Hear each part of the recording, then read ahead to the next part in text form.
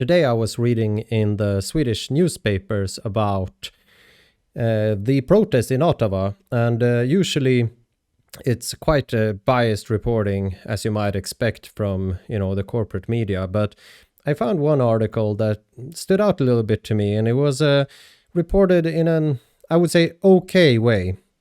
I'm going to switch over to it here, and this is in Swedish, but whatever. It just says that the protests are spreading and they're causing worry. And it was, of course, a bit biased, a bit angled from the viewpoint of the state and the police. But it was also describing the situation in a fairly okay way. It was describing how the protesters are, against the vaccine mandates, and kind of describe the protest in a not horrible way. They were talking about also kind of funny how they're walking around with canisters full of water or empty ones to confuse the police. And they were, I don't know, they also brought up like some, they quoted from interviews with Jim Watson, the mayor, and also the head of police over there. And they did say that it was a bunch of people that had been arrested. I know there were some people arrested, I think, for bringing in gas, but they didn't really specify. So they kind of made it seem like it was more trouble, I think, that there actually has been. But one thing that stood out to me in this article, which is what this video is about, is I see there's a new narrative in town, and that is, what about the children? They are bringing in, I would say, a narrative. Or actually, when I just read this article, I didn't know that, but I saw a section of this article that were talking about that a fourth of all these trucks in the convoy have children with them of different ages. And when they were interviewing the police, they said that the children might be in harm's way, especially when the police are going to perform their operations, they said. So that's kind of funny in itself, because if you read the actual details of what they're saying, they're not saying that the kids are in danger for being in Ottawa or being in the protest or being around the people. They are actually straight out saying that the children are in danger from the police. They're not really declaring that, but that is exactly what they're saying, actually, because they did say that there's a lot of kids here and they can be in harm's way when the police are performing their operations. And it says it makes their work even more challenging. The Steve Bell, I think he's the head of the police, is that. So after I read this, I got kind of like, maybe I saw something about this on Twitter too. I was kind of remembering, right? So I was looking around a bit, and I started Googling and looking at Twitter, and what I found was that, like, I really am thinking now that this is because I'm going to show you. There's a lot of places. So I'm going to pull this site up here. Let's see. So I started Googling and I found okay, so we went to Global News, and they had an interview here with the police. And I think this is where the Swedish newspaper was quoting from. So let's see what he had to say. Through intelligence, we've also learned that almost 25% of the 418 trucks encamped in our city have children living in them, children who could be at risk during a police operation. We're working with the Children's Aid Society to ensure their welfare. It's going to pause it really quick. Did you hear he said, through intelligence, we have learned that there's about a fourth of the trucks have children in them.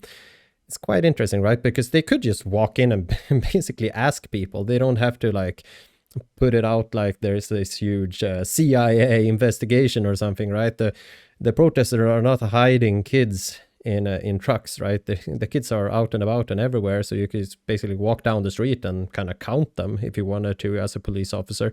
Or I'm pretty sure the protesters would even just talk to the police if they went down there politely and asked them. So it's kind of funny that they're always like drumming it up like there's an intelligence operation that has yielded this information. But he really does say that the kids are in danger from the police, mind you, not from the truckers or the actual protest, but from the police. So let's see what he had to say. The Children's Aid Society to ensure their welfare and safety. Finally, our message to demonstrators remains the same. Don't come.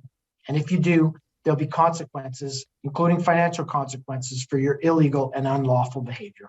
Thank you.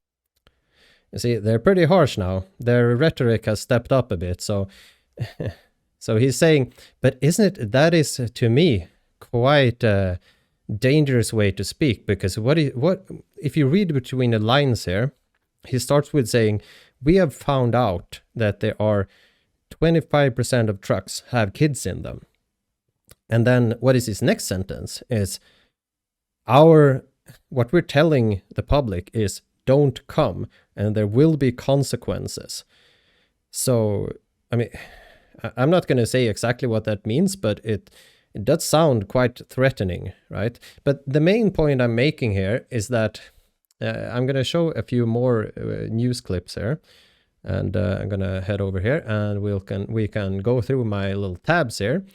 And we have here, Ottawa Deputy Police says a quarter of blockaded truckers have children with them. This is from the National Post. Yeah, so here we have almost 25% of the 480 trucks have children in them. Children can be at risk during a police operation. It's an important factor that complicates and make this an even more challenging operation. Okay, so we head over to the next one. This is the Globe and Mail.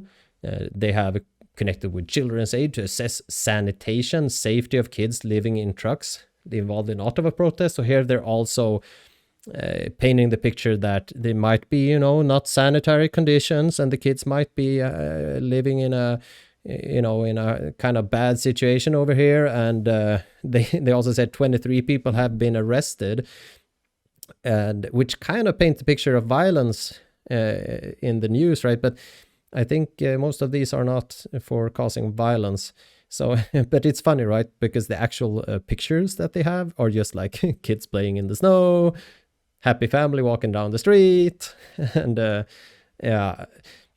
just let's see, that was the one, and you have here CBC, right? A large number of children among protesters, hampering response, and they're all getting this from the same source, right? 1/4 of trucks have kids in them.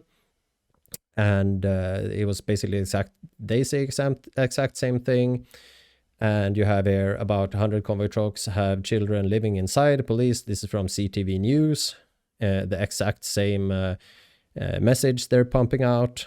And you have here from Toronto Star, it's the same here. There have about 100 of the 400 whatever trucks have children in them. They have discovered this. Okay, so what does this all of this say to me is that, because, okay, so let's see. This is from February 8th. This is also from February 8th. Also February 8th. 8 hours ago. February 8th. And February 8th. Yeah, so, and let's see, the Swedish was also, the Swedish newspaper was, I looked it up. It was either February 8th or 9th, which it is now here in Sweden. Okay, so what does this all mean, right? It's that the exact same message is being pumped out to 1, 2, 3, 4, 5, 6, 7 different newspapers at the exact same time. Everyone is reporting that, oh my God, there's kids living there. There's kids that might be in harm's way. And for me, this is to me, this just becomes an obvious example of, like, they have decided a new talking point, and that talking point is kids are in the protest, kids are maybe in harm's way, we have to save the kids, there might be trouble. It's one point of this is to motivate people from not coming, because they don't want more people to come to the protests. And if they paint a picture that it's unsafe to come, especially with your family and kids, and it might be harder to come if you have to leave your kids at home or at someone else's house. So that's one thing. They're using this to try to not get people to come. And they're also trying to get, public opinion on their side, at least as much as they can. So when they do some kind of police action or arrest people or whatever, they can also say like, oh, but it was unsanitary conditions for the kids, or kids should not be living in trucks, or it's somehow a dangerous situation for the kids, right? So it's and it always gets out to the all media at the very same exact moment with the exact same wording. And all of these news articles, of course, are coming from this one interview with this police chief. So that when I was looking at Twitter, I found this video that a journalist put out there, and he was, I guess, walking up to protesters and trying to get some sound bites about this whole kids being potentially in danger thing. And he met a guy that didn't really buy into the crap, and a guy that actually knows how to handle a journalist. And I'm going to show you a good example of how to handle a journalist that's out to, get a kind of a gotcha comment, or this journalist has a narrative to push, right? And he's out there acting like, I just heard something and I want you to comment on it, and whatever you want to say. And then he will use it and spin it and push his already kind of pre-printed narrative with it. But this guy was not here for it, and I'm going to show you how he handled this journalist. Did you hear the statement that I said? So that's what I'm curious. So you're saying that my teenagers are threatened for being in Ottawa? Is that what you're telling me? Answer my question. You heard the statement. We've all answered questions. You answer mine. You see what he did? Straight away, he turns it around on the journalist and says, so what are you saying? Are you saying they're in danger? Are you saying they're in danger?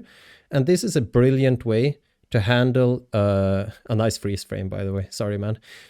It's a brilliant way to handle a journalist like this, that's basically out to get some comment that he can use in his spun article to already push the narrative of what we've been seeing now in the other articles I've been that I've shown, is that there's so many kids there, they're in danger potentially. You should not come here if you have kids. Or bring any kids or do anything with kids here, because that might be dangerous. Also, they're trying to, push opinion about, the protesters having a lot of kids that are in potential danger. And this guy is not having it at all. And I'm all here for it. So let's keep going. Are my children in danger from the Children's Aid Society? Are my children in danger for being in Ottawa? Well, it sounds, from what my understanding of the Children's Aid Society, and they are my children in danger? See, he does not let this journalist off the hook. He just continues hammering him with this question. Like, what are you saying, man? Are you saying my kids are in danger? And this journalist does not want to answer this question, because he does not want to be on record saying that kids are in danger. That might be almost sound a bit threatening, He doesn't want to say that.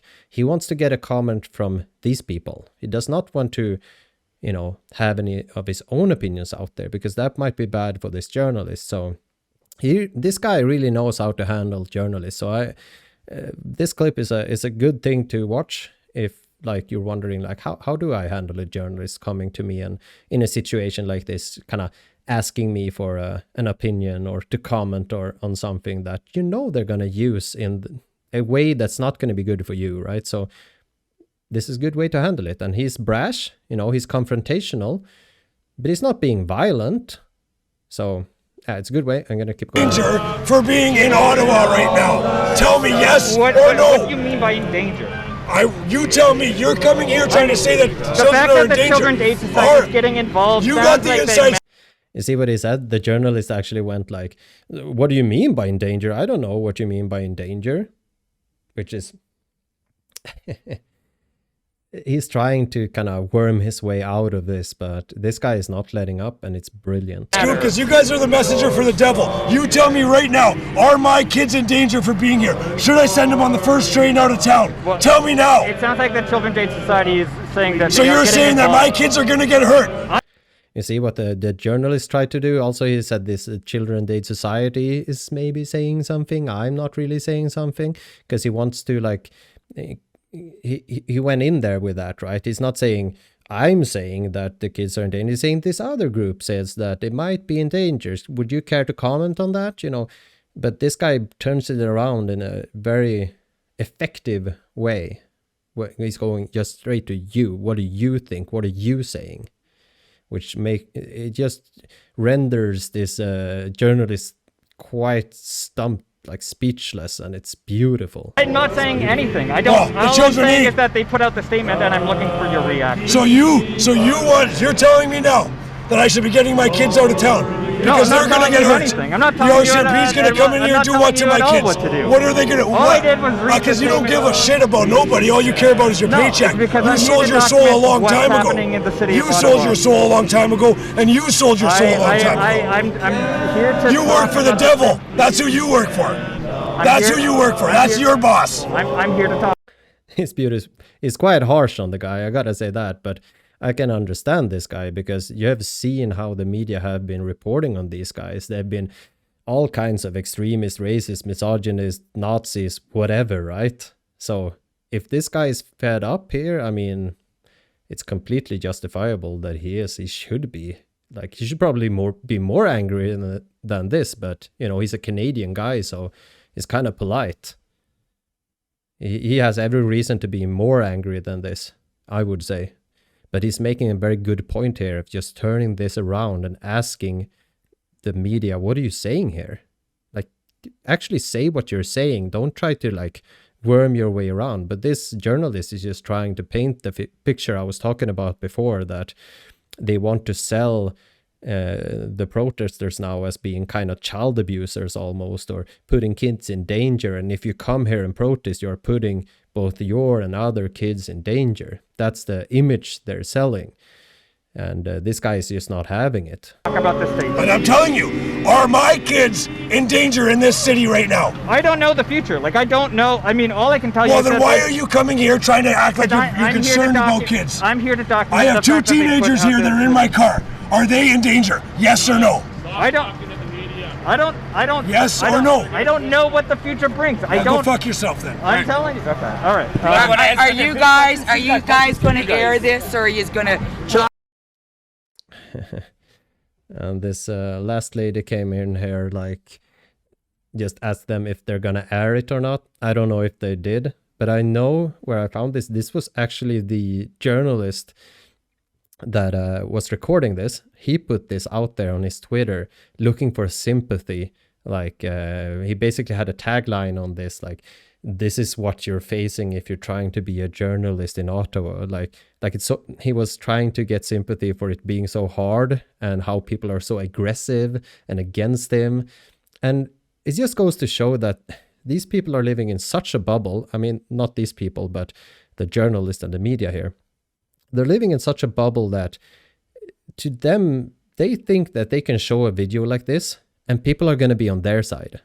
You know, because in their little bubble, they can show this video and their friends in the same bubble, they will look down on these guys. They will see like, oh, they were these kind of disgusting people, you know, these angry, you know, they have already been told that this guy is probably a racist Nazi, right? So if a racist Nazi is yelling at you, then, you know, it's really, it's a poor you kind of thing, you know?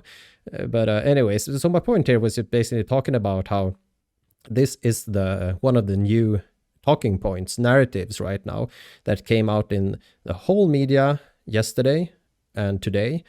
And I think they're going to push this further to get people to not come to the protest and also to create public opinion against the protesters, that they are endangering kids. You could probably...